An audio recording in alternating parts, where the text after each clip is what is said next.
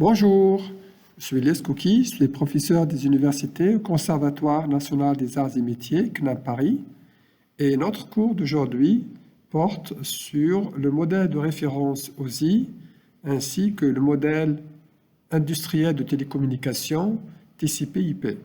On va aborder les notions d'encapsulation, les services, les fonctions de chaque couche au niveau des modèles OSI et TCP/IP, ainsi que quelques exemples de déploiement des modèles de référence TCP/OSI ou bien le modèle industriel TCP/IP. Donc on va aborder d'abord dans le cours d'aujourd'hui les notions de base d'encapsulation, la segmentation, le groupage, le réassemblage des paquets, des trames.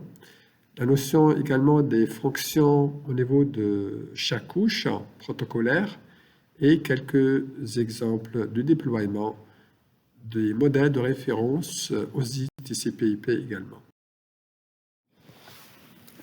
Donc, pour rappel, le modèle de base OSI est un modèle développé pour rassembler les fonctions complexes de l'architecture réseau.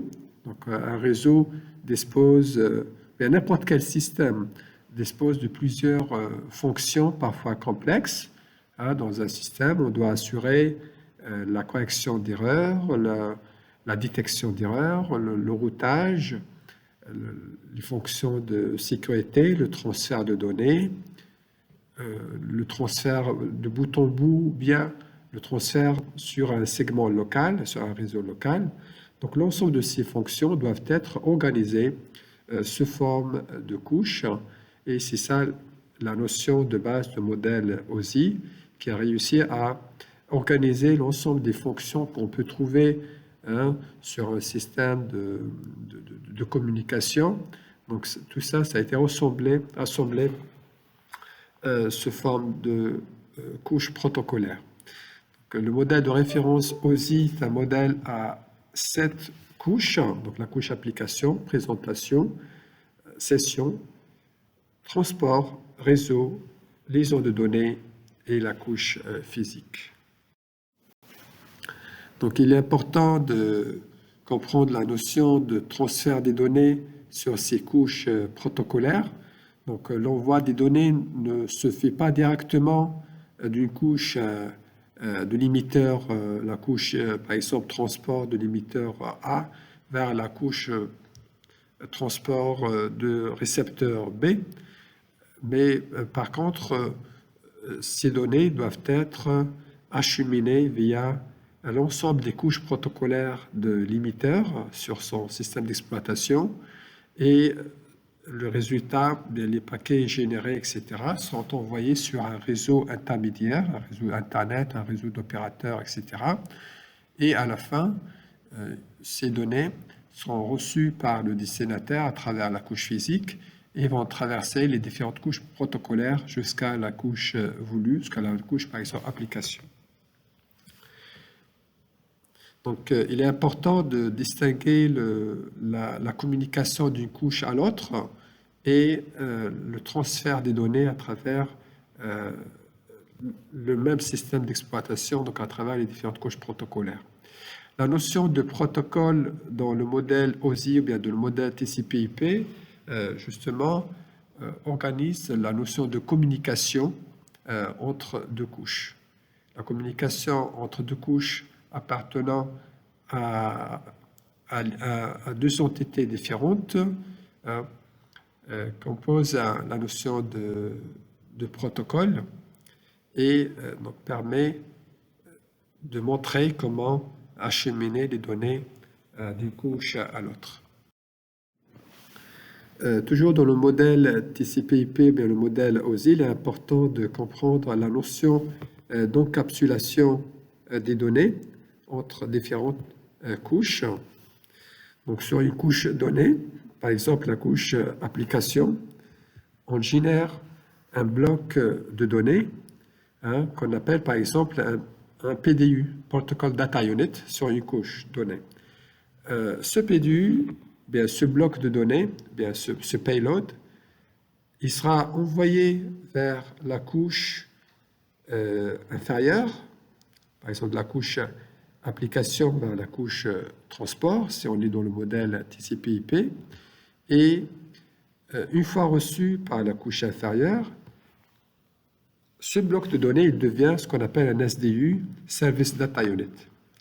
Le Service Data Unit, avant de l'envoyer à la couche encore d'en bas, par exemple la couche réseau, il est important de lui ajouter un en-tête qu'on appelle un PCI, Protocol Control Information.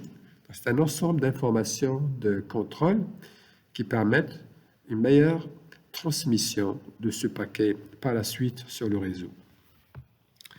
Et ainsi de suite. Donc le résultat de SDU plus l'entête PCI compose dorénavant un nouveau PDU, Protocol Data Unit, et le PDU de la couche N sera à la couche d'en bas, N-1, et pareil, donc on forme un SDU, on rajoute un PCI, et on forme un PDU, etc. Donc, sur ce schéma-là, on voit les différents PDU qu'on peut former. Donc, Application PDU, Presentation PDU, Session Layer PDU, Transport Layer PDU, Network PDU, etc. Voilà, donc ça, c'est l'envoi des différents PDU à travers les différentes couches protocolaires. Donc là, il est important de noter que sur la couche réseau, les PDU s'appellent des paquets, en anglais, je sais packet, et les PDU sur la couche liaison de données s'appellent des frames, bien des trames. Donc, il est important de comprendre ces deux notions. Donc, un paquet, c'est tout simplement le PDU généré au niveau de la couche réseau, et la trame, c'est le PDU généré au niveau de la couche liaison de données. Et les bits, donc, c'est l'information générée au niveau de la couche physique. Par ailleurs, dans les modèles TCP/IP, le modèle de référence OSI, aussi, il est important de comprendre la notion de segmentation et assemblage. Donc, sur certaines technologies, il est parfois important de fragmenter un paquet, et donc avant de l'envoyer à la couche inférieure. Donc, voici un exemple d'une segmentation. Voilà, on reçoit un STU sur la couche N, et donc avec ça, on peut générer deux blocs de données, et à chacun de ces blocs de données, on rajoute un PCI, un en-tête, header, et par la suite, ces deux blocs de données peuvent être, qui deviennent des PDU, et qui peuvent être aussi par la suite transférés à la couche inférieure. Il est parfois important d'assurer cette segmentation au niveau aussi des nœuds intermédiaires sur Internet, sur des routeurs, etc., notamment pour des applications de la voix sur IP, pour des applications multimédia. Il est important d'assurer la fonction de fragmentation.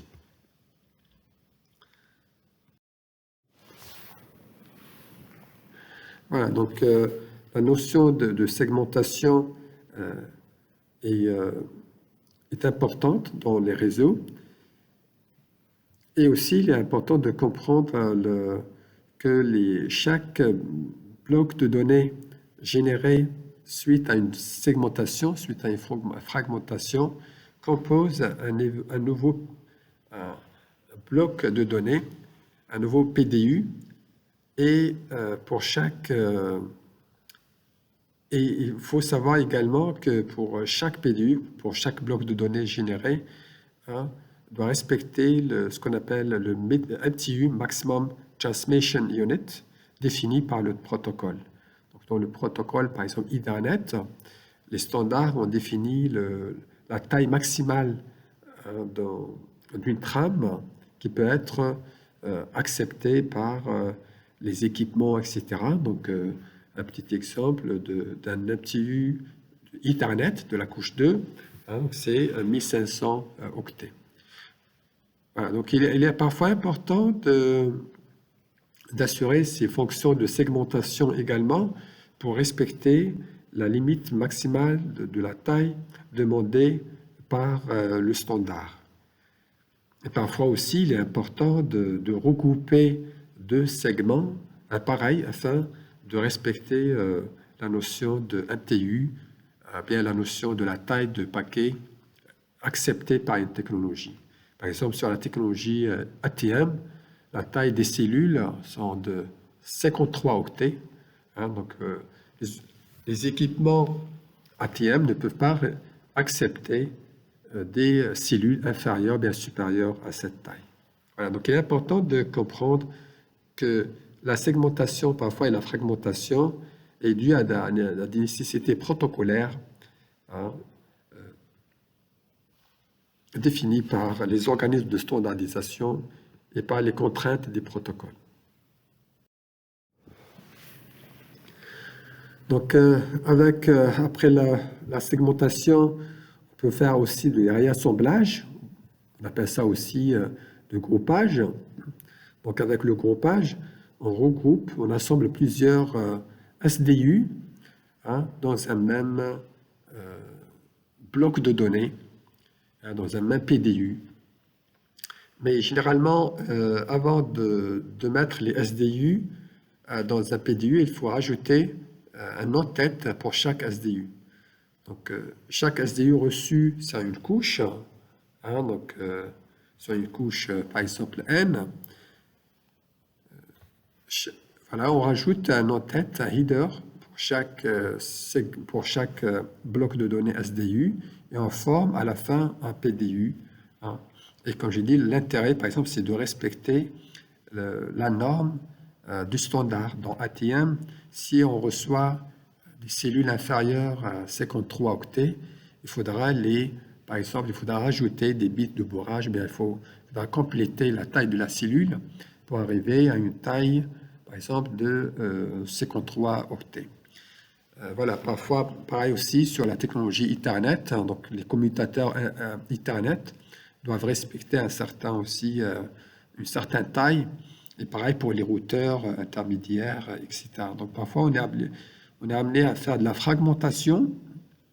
Donc lorsqu'on passe, par exemple, d'une technologie IP, ou bien aussi IP sur Ethernet, 1500 octets, à une technologie ATM qui n'accepte que 53 octets, donc voilà, il est important d'assurer la fragmentation au niveau d'équipements ATM, par exemple. Et à la destination, donc si on sort par exemple de la technologie ATM vers IP, pareil, parfois il est important d'assurer le groupage des cellules afin de former des gros paquets acceptables par la technologie IP sur Internet.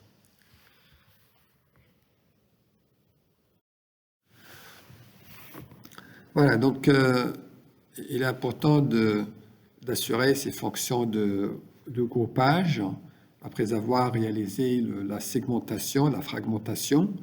Hein, et donc, comme on l'a dit, chaque SDU hein, se voit attribuer un PC, un header, puis après l'ensemble est regroupé dans un bloc de données qu'on appelle PDU, et ce PDU respecte la norme protocolaire exigée par la technologie. Voilà, donc c'est un exemple d'une communication avec un modèle TCP/IP, hein, de bout en bout, d'un émetteur vers un récepteur. Donc sur la couche application, lorsqu'on invoque un service, par exemple de connexion, voilà, on envoie d'abord une primitive de connexion, request, puis après, voilà, on passe d'une couche à l'autre, hein, donc pour demander la connexion vers la même couche côté récepteur.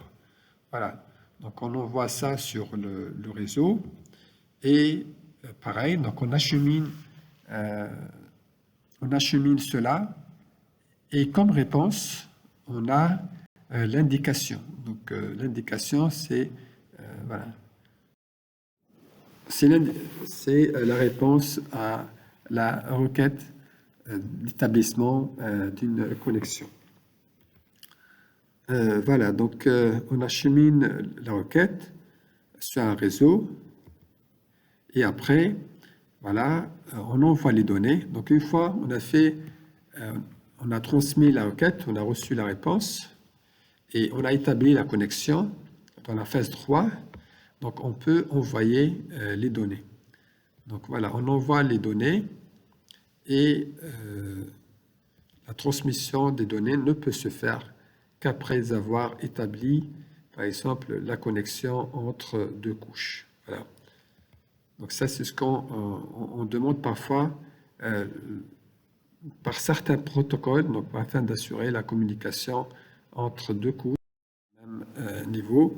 Voilà, il est important de réaliser un ensemble, en fait, un ensemble de primitives telles que l'invocation de service par request et la réception de cette request avec indication, avec la primitive indication, avec une réponse, après, par la suite aussi, avec une confirmation.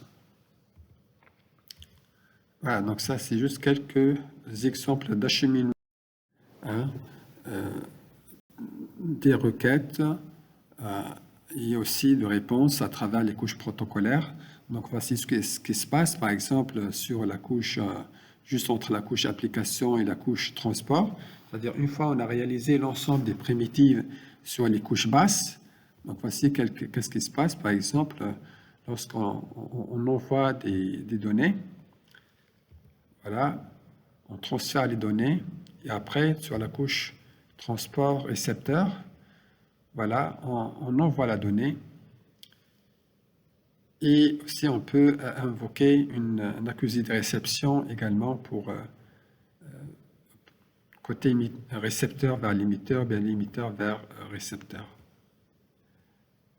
Voilà, donc c'est un ensemble de primitives qu'on réalise avant d'envoyer les données, bien aussi lors de l'envoi des données, que ce soit dans la phase d'établissement de connexion, ou bien aussi dans la phase de confirmation d'établissement de connexion et par la suite l'envoi des données.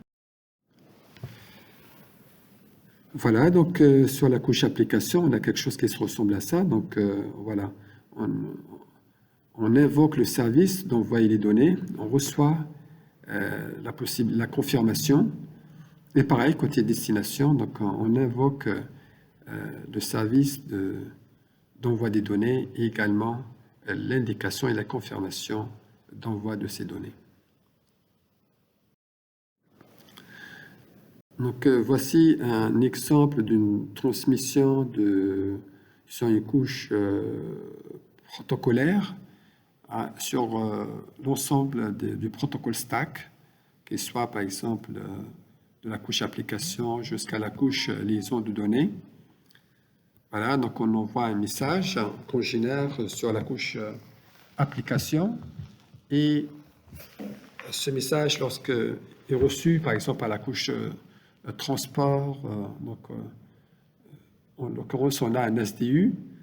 Pour chaque SDU, on ajoute un en-tête et le résultat est envoyé à la couche inférieure.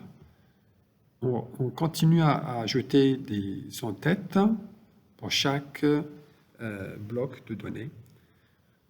Et pour rappel, lorsqu'on génère les blocs de données avec l'en-tête, l'ensemble compose ce qu'on appelle un PDU. Voilà, donc pareil, lorsqu'on va de la couche transport à la couche réseau, pareil, on rajoute l'en-tête. Et lorsqu'on va de la couche réseau à la couche liaison de données, pareil, on rajoute également l'en-tête. Et à chaque fois, donc, on rajoute l'en-tête de la couche 4, de la couche 2, 3, après de la couche 2. Une fois on a construit un PDU de la couche 2, on envoie cela à travers la carte réseau sous forme de bits. Et ces bits vont traverser un réseau physique, tel qu'un réseau Internet ou un réseau d'opérateurs. Voilà, donc ça, c'est le process de voyage d'un message depuis la couche application. Par exemple, sur WhatsApp, on écrit « Bonjour, comment ça va ?» Eh bien, le « Bonjour, comment ça va ?» sur la couche application va traverser les différentes couches protocolaires du système d'exploitation de la machine. Donc, voilà, d'une façon un petit peu très résumée, ces messages vont traverser la couche transport. Donc, sachant que ce gros message « Bonjour, comment ça va ?» va produire plusieurs segments. Et pour chaque segment, par exemple de la couche transport, avec TCP, on rajoute un header TCP, un en-tête TCP. Et dans la couche IP réseau, on rajoute l'en-tête IP. Et dans la couche liaison de données, on rajoute également un en-tête de la couche 2, tel que Ethernet. Et par la suite, on transmet tout ça sur la couche physique. Voilà. Voilà, donc on transmet le résultat sur la couche physique. Et la couche physique, ça peut être de la transmission sans fil, donc ça peut être l'air. Et tout cela sera reçu côté récepteur. Une fois reçu côté récepteur, on va faire le process inverse. Donc, à chaque fois qu'on traverse une couche protocolaire, on enlève l'en-tête en question. Donc, voilà, on enlève l'en-tête 2, puis après, on enlève l'en-tête 3 lorsqu'on arrive à la couche réseau. Et par la suite, on enlève également on enlève l'en-tête IP. Une fois arrivé à la couche transport, une fois arrivé à la couche transport, on enlève aussi l'en-tête de la couche transport. Et par la suite, donc, on utilise le numéro de port Didier qu'on trouve dans l'en-tête transport pour acheminer l'information, le SDU, vers la bonne application. Donc, en l'occurrence ici, vers, par exemple, l'application WhatsApp du récepteur. Voilà, donc ça, c'est le process de transfert d'un message de bout en bout, d'un émetteur vers un récepteur, en passant par l'ensemble des couches protocolaires à travers les deux systèmes d'exploitation, donc de l'émetteur et du récepteur. Voilà, donc voici d'une façon globale l'organisation de transfert des données à travers les différentes couches. Voilà, on voit très bien que à chaque couche, on rajoute l'en-tête. Donc PH, c'est l'en-tête de la couche présentation. SH, c'est l'en-tête de la couche session. Après, on rajoute l'en-tête de la couche transport, donc ça peut être TCP ou bien UDP. Et à cela, on rajoute aussi l'en-tête de la couche réseau, ça peut être par exemple protocole IP, IPv4 ou bien l'en-tête IPv6. Et lorsqu'on est sur la couche liaison de données, par exemple sur la couche Ethernet, on rajoute l'en-tête Ethernet. La trame construite sur la couche liaison de données, à travers le protocole Ethernet, sera transmise sur un réseau physique qui soit sans fil ou bien filaire. Voilà, donc ça c'est juste une illustration de transfert de données à travers les différentes couches protocolaires et le schéma global de transfert des données depuis l'émetteur jusqu'au récepteur, avec la notion d'encapsulation.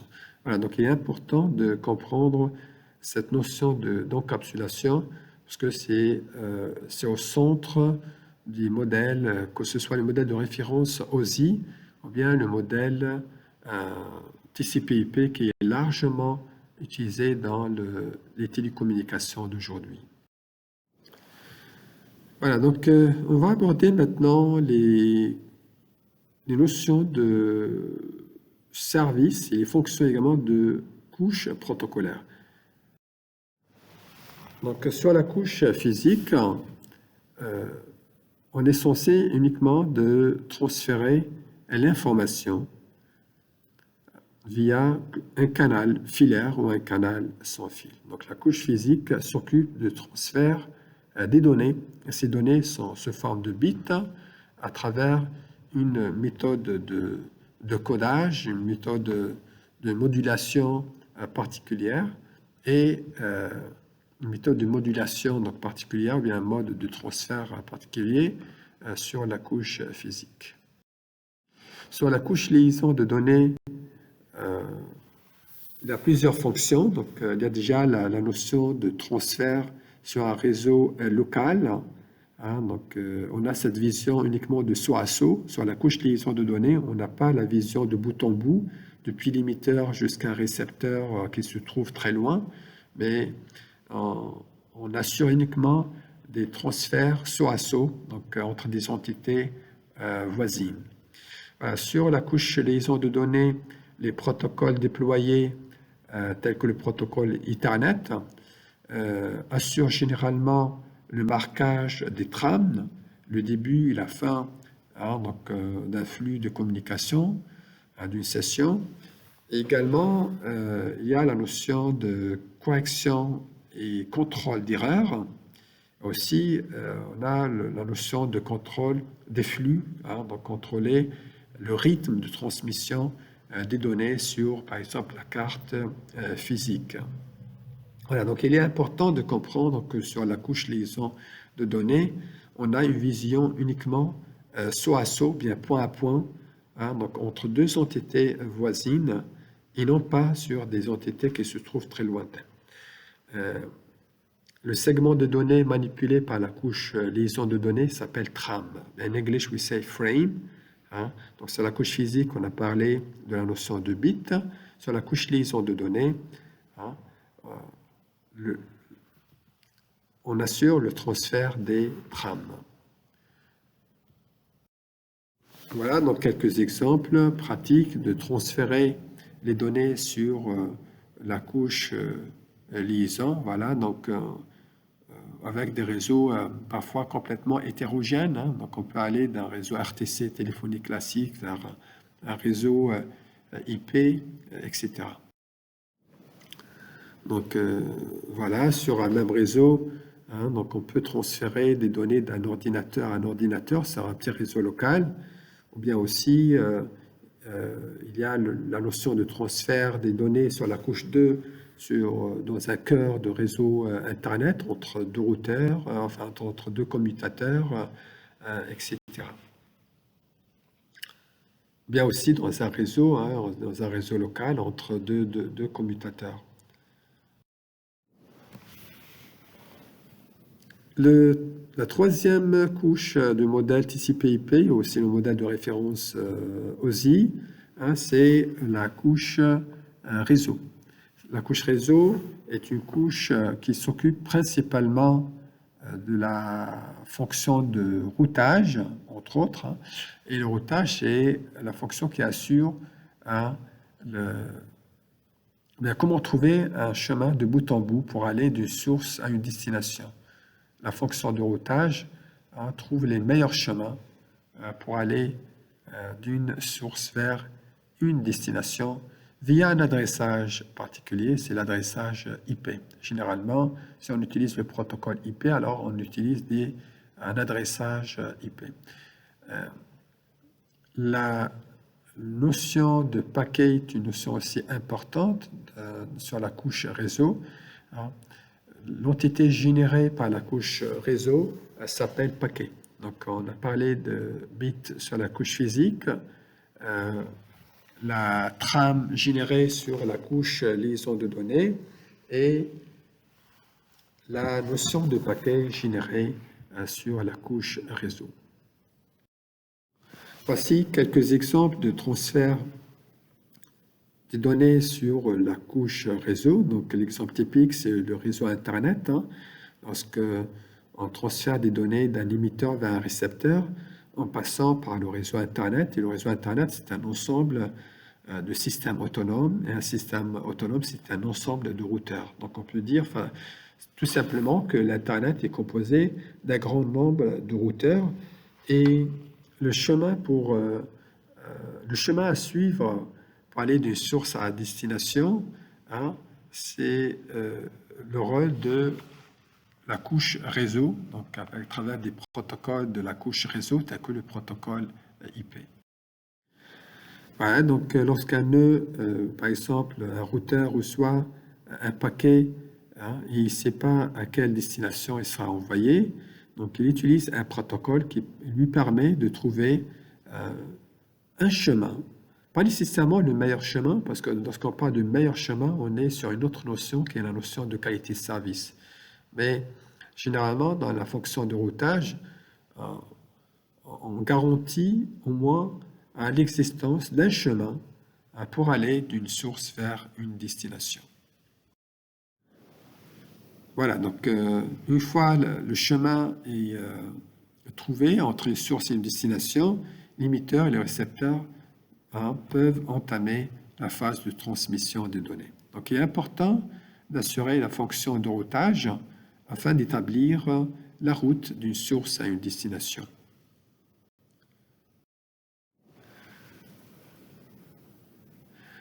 Voilà, donc voici quelques exemples donc, des réseaux qu'on peut trouver dans la littérature. Donc un réseau de données ordinaire, un réseau IP, donc, permet de transférer les données sur Internet. On peut trouver également des réseaux IP sur Ethernet, bien réseaux IP sur AT1, des réseaux IP sur d'autres technologies. Et voilà, donc côté émetteur, donc on génère des données qui vont traverser les couches protocolaires. Ces données, lorsqu'on est donc sur la couche transport, on traverse par exemple le protocole TCP ou UDP.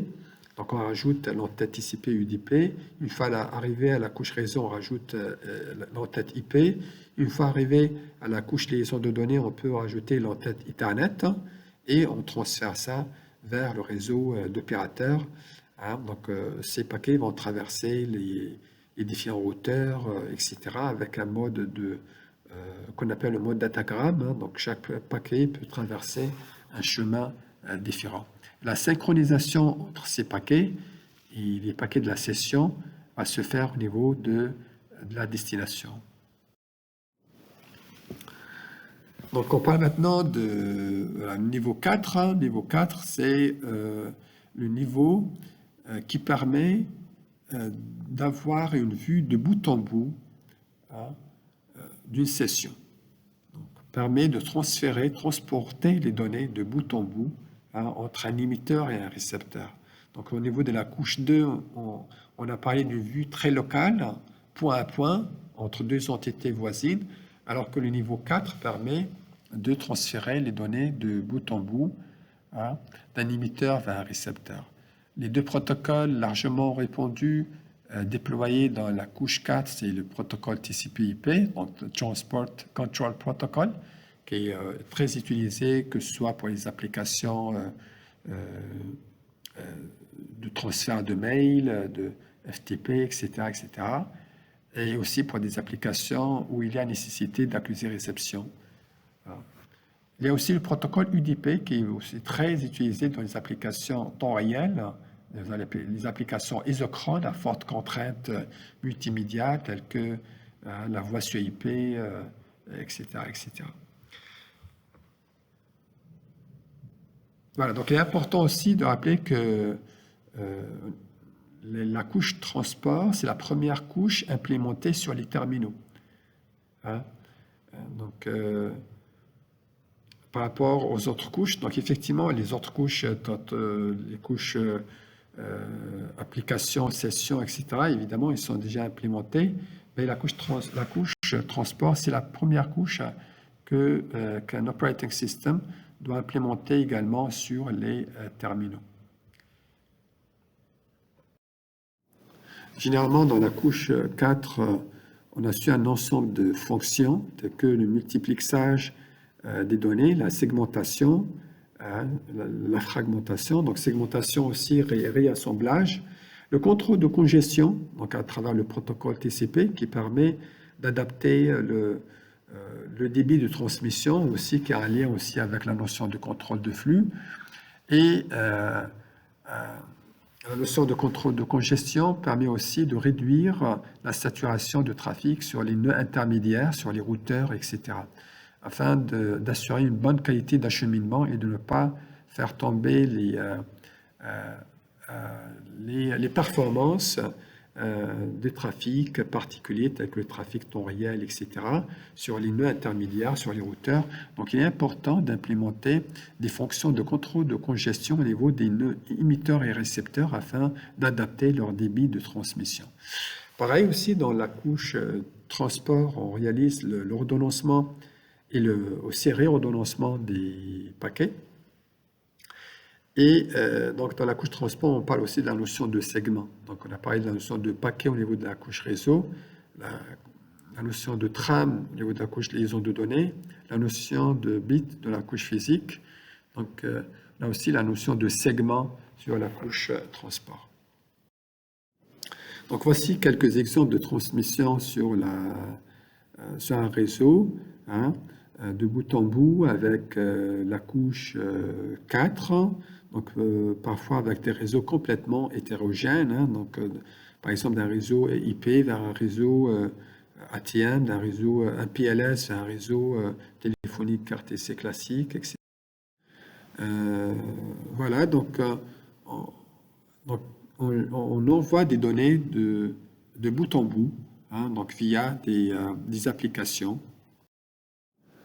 Donc, voici un exemple de transfert de données de bout en bout,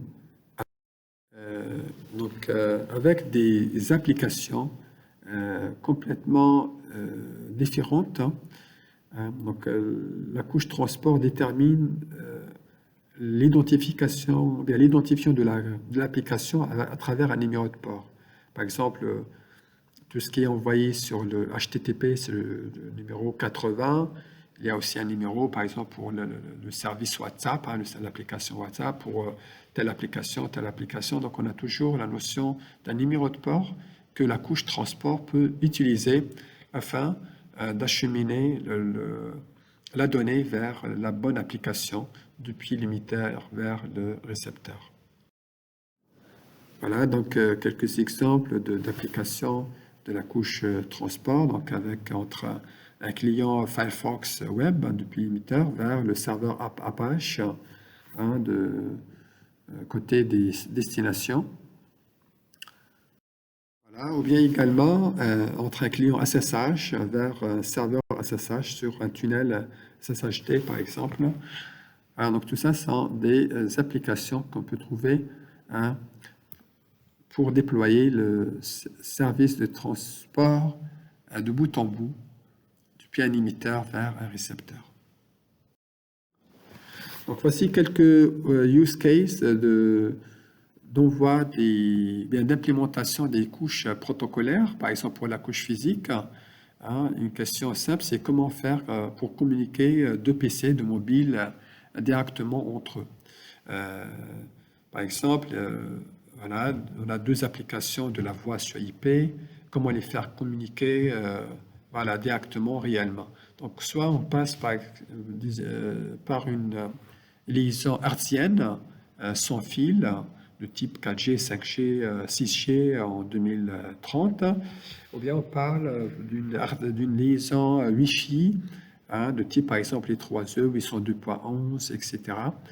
Ou bien on passe par un câblage filaire, un câblage via un fil de cuivre, via un câblage de catégorie voilà, 5 ou autre, etc. Donc ça, c'est la notion de la couche physique, c'est la couche qui permet de transférer physiquement les données entre un émetteur et un récepteur.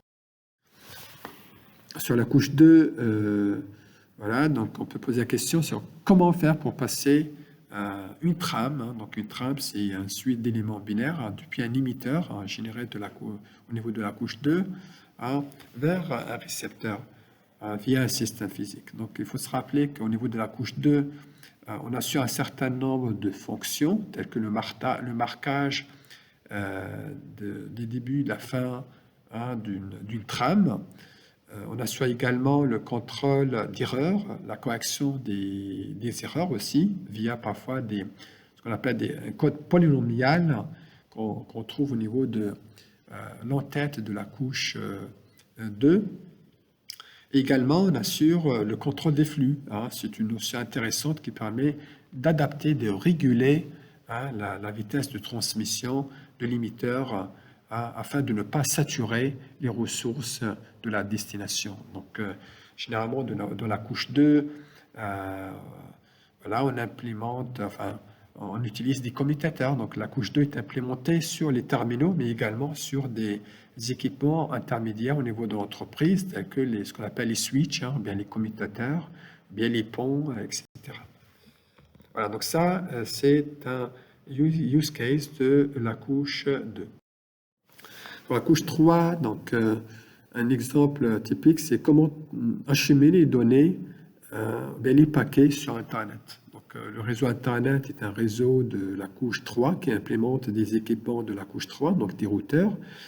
Et rappelons-le que dans la couche 3, on réalise un ensemble de fonctions telles que le routage, donc comment router l'information d'un émetteur vers un récepteur, en rajoutant aussi la notion d'adressage IP, donc c'est un adressage logique via des adresses IPv4 ou bien des adresses IPv6. IPv4, c'est bien sûr 32 octets. Donc, on assure également le contrôle de flux aussi, sur un contrôle d'erreur sur les paquets. Généralement, la couche 3 est implémentée sur aussi les systèmes terminaux, mais aussi sur des équipements intermédiaires tels que les routeurs. Alors, donc ça, c'est un ensemble de fonctions de la couche 3. Au niveau de la couche 4, donc la question simple, c'est comment échanger des messages entre deux équipements qui ne sont pas voisins, donc entre deux utilisateurs qui sont loin, au sein d'un même réseau, ou d'ailleurs sur des réseaux différents. Donc, voilà, donc c'est la couche 4 qui a cette capacité d'assurer le transfert des données de bout en bout entre un émetteur et un récepteur qui se trouve pas nécessairement voisins. Donc, sur la couche 4, on réalise un ensemble de fonctions telles que le multiplexage, la segmentation et le réassemblage, le groupage des segments. On réalise également la notion d'établissement de la connexion depuis l'émetteur jusqu'au récepteur. Donc, on peut transférer les données, que ce soit en mode connecté, ce qu'on fait dans le protocole TCP, ou bien en mode non connecté, donc ce qu'on fait dans le protocole UDP. Donc, TCP est un protocole qui fonctionne avec mode connexion, donc fonctionne avec un mode fiable, alors que UDP ne se base pas sur la notion de connexion. Donc, on parle d'un acheminement de données sur UDP avec un mode non fiable. Donc, on peut également réaliser le contrôle d'erreur avec le code polynomial sur l'entête TCP ou bien UDP. Également, on peut adapter la vitesse de transmission et on peut assurer le contrôle de congestion également avec la couche 4, notamment avec le protocole TCP/IP. Donc, rappelons que la couche 4 est implémentée sur les terminaux. Pour la couche 5, donc, c'est la couche qui permet de gérer la communication qui précède à l'échange de messages. Donc, comment initier un échange, une session en négociant, par exemple, les besoins en termes d'options protocolaires, en termes de codage, en termes de capacité de transmission, de réception, etc.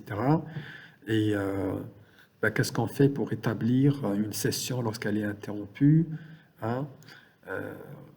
Parfois aussi, on s'occupe de certaines fonctions de sécurité, telles que l'authentification, etc. Donc ça aussi, c'est la couche session qui est implémentée sur le terminal. Donc là également, la couche 6, c'est la couche présentation, donc qui permet de structurer l'information. Donc, par exemple, comment assurer un encodage des caractères, un encodage en mode ASCII ou autre. Voilà, comment assurer aussi un bon formatage des données. Comment également réaliser les fonctions de chiffrement, hein, etc. Donc, quelques fonctions de sécurité, donc chiffrement symétrique ou d'ailleurs asymétrique, etc. Donc, on assure également les fonctions de compression des données, la sérialisation des bits également. Donc, cette couche qui structure l'information d'une façon générale, c'est la couche présentation. Elle est implémentée également sur les terminaux. La couche 7, c'est la couche qui permet d'englober des applications. Donc, c'est comment des applications peuvent aussi utiliser le réseau. Donc, on trouve également un ensemble de protocoles au niveau de la couche 7, la couche application.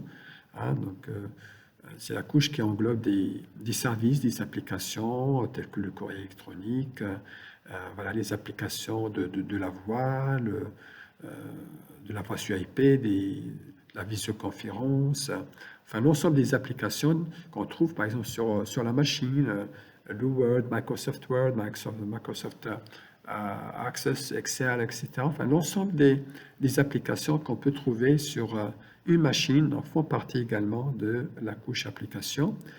Dans la couche application aussi, on trouve un ensemble de protocoles, tels que le protocole RTP qui permet de véhiculer la voix temps réel, le protocole aussi de HTTP, donc utilisé pour le web, le DNS aussi pour convertir une adresse IP à partir d'un URL à une adresse IP, etc. Voilà, donc dans la couche application aussi, on assure l'ouverture des sessions en mode texte ou bien en mode graphique. Ça permet également de transférer des fichiers avec le protocole FTP, etc. Voilà, donc la couche application est implémentée au niveau des terminaux également. Et donc voici quelques exemples de déploiement des protocoles TCP/IP industriel. Donc dans le monde industriel, voilà, on donne quelques exemples de déploiement. Donc juste pour rappel, donc un exemple typique, c'est l'envoi sur un réseau Internet.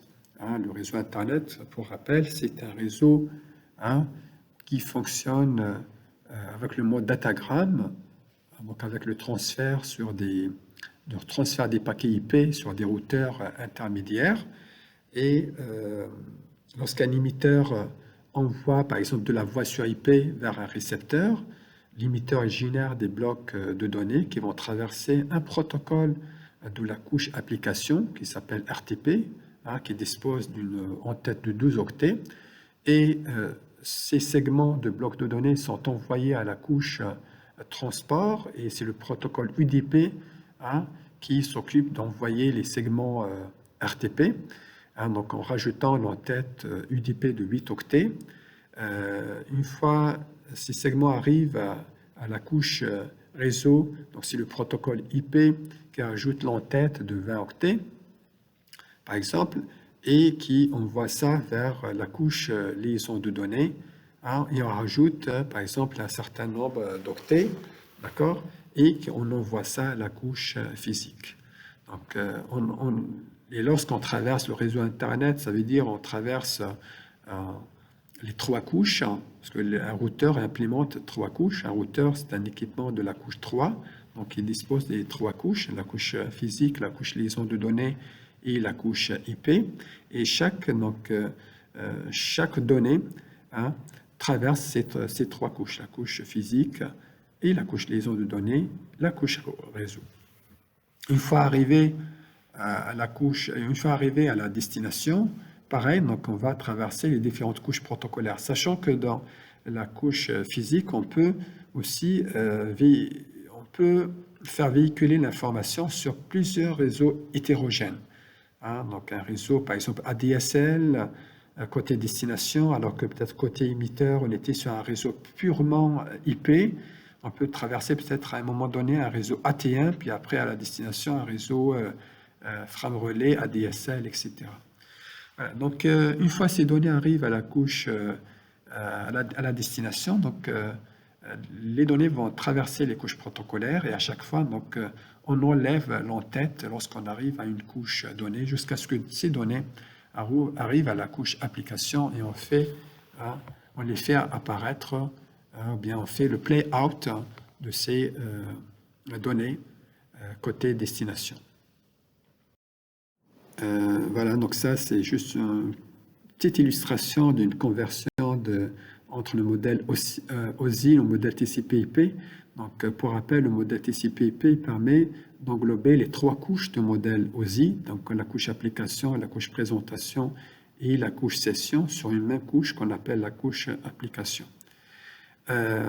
Donc, la couche transport, on a dit, c'est hot à hot, donc elle permet de transférer les données de bout en bout d'un émetteur vers un récepteur, d'une machine A vers une machine destination B, de bout en bout.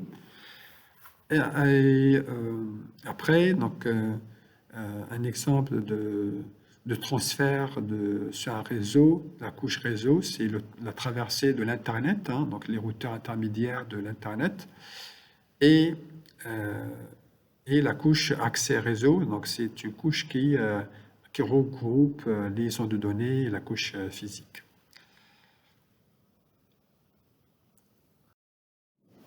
Voici aussi un exemple de déploiement de modèle TCP/IP dans les protocoles, dans les réseaux industriels d'aujourd'hui. Donc, on voit que sur la couche application, on trouve une multitude d'applications, que l'application HTTP, l'application FTP, SMTP, SSCH. On trouve également des protocoles qui opèrent sur le protocole UDP, tel que le protocole RTP, Real Time Protocol, qui est largement utilisé pour transporter la voix sur IP, etc. On trouve également le protocole Radius utilisé pour la sécurité et d'autres protocoles. Donc sur la couche transport, on trouve soit TCP, soit UDP. La couche réseau, généralement, est implémentée via le protocole IP, largement répandu dans l'industrie de télécommunications et de réseaux d'aujourd'hui. Au niveau de la couche liaison de données, on trouve le standard, le protocole Ethernet, avec ses deux versions. Donc Ethernet, que ce soit Ethernet utilisé pour le Wi-Fi, donc on parle de 802.11, ou bien le Ethernet utilisé dans les réseaux filaires, donc on parle de 802.3. Sachant que parfois dans la couche liaison de données, on peut trouver effectivement deux sous-couches. Donc la sous-couche LLC, sur Ethernet, elle s'appelle 802.2. Donc elle permet uniquement entre autres, de recevoir le paquet IP et de rajouter l'entête Ethernet. Donc on forme un PDU Ethernet. Et après, dans la couche MAC, Medium Access Control, MAC, Medium Access Control, on assure la fonction de transfert des données. Donc, comment accéder, comment organiser l'accès au canal. Donc, si on a plusieurs émetteurs qui essaient de transmettre en même temps, donc comment organiser l'accès au canal à travers la couche MAC, donc à travers un protocole de données. Donc ça, généralement, c'est le rôle de la fonction, c'est le rôle des protocoles MAC, de la couche liaison de données. Après, la couche physique, donc c'est la couche qui permet de transporter physiquement les données. Et là, on trouve une multitude de technologies potentielles, telles que la fibre optique, les réseaux hertziens, donc le Wi-Fi, les réseaux mobiles, les réseaux cellulaires, les réseaux bien aussi, les réseaux filaires, donc, comme j'ai dit, tels que la fibre optique, la cuivre, etc.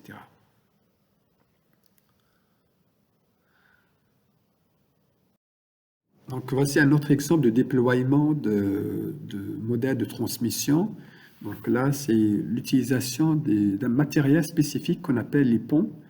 Donc un pont, c'est tout simplement une passerelle de la couche 2 qui permet d'interconnecter deux réseaux qui disposent des couches physiques complètement différentes, mais qui aussi utilisent le même niveau de la couche liaison de données. Donc, ils disposent des protocoles, la couche physique complètement différente. Par exemple, on passe d'une ADSL vers IP, ATN vers IP ou autre, mais on a les protocoles de la couche de niveau 2 qui ont un même type. Voilà, donc ça, c'est l'exemple d'utilisation des matériels spécifiques pour déployer généralement dans un réseau local d'entreprise que Local Area Network sur la couche 2.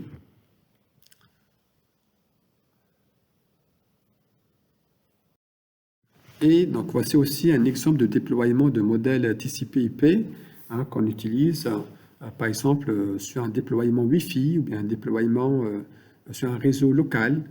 Donc voilà, on peut utiliser aussi les ponts pour interconnecter deux technologies physiques complètement différentes. Donc le Ethernet avec le 802.3, donc c'est l'Ethernet filaire, mais aussi on peut faire interconnecter ce réseau Ethernet filaire de 802.3 avec un réseau Wi-Fi qui utilise la norme I3E 802.11.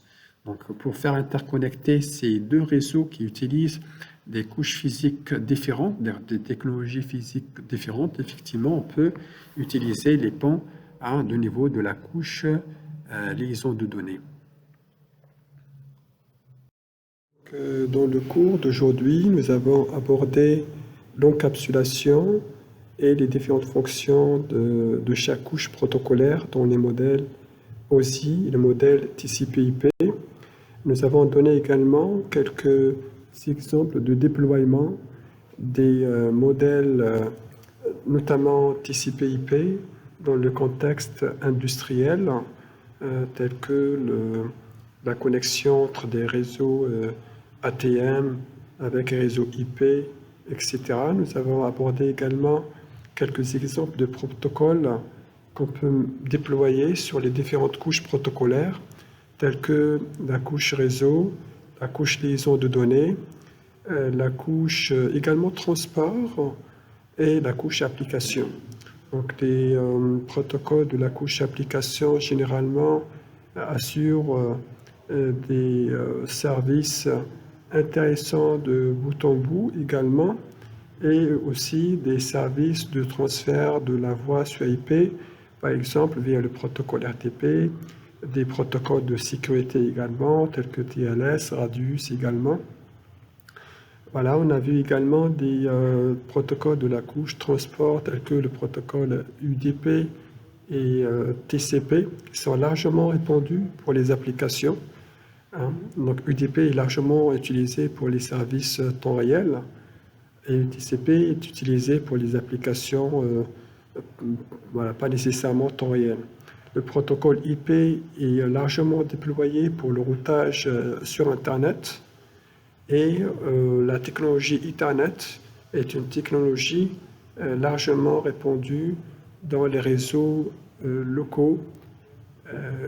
Et au sein de Ethernet, on trouve deux sous-couches. La sous-couche LLC, qui s'occupe uniquement presque de l'encapsulation et le contrôle d'erreurs, et la sous-couche MAC, Medium Access Control, qui s'occupe de l'organisation de transmission sur la couche physique. Donc, s'il y a plusieurs émetteurs qui participent à des communications, et c'est la sous-couche MAC qui s'occupe de l'organisation de l'accès au canal pour pouvoir y mettre dans des bonnes conditions sans collision. La couche physique inclut plusieurs technologies telles que les technologies filaires, la fibre optique, le cuivre, etc. Mais également on peut transmettre sur des technologies de type sans fil, 832, 802.11, A, B, G, etc. Donc au plaisir de vous retrouver sur un autre cours. Merci de votre attention.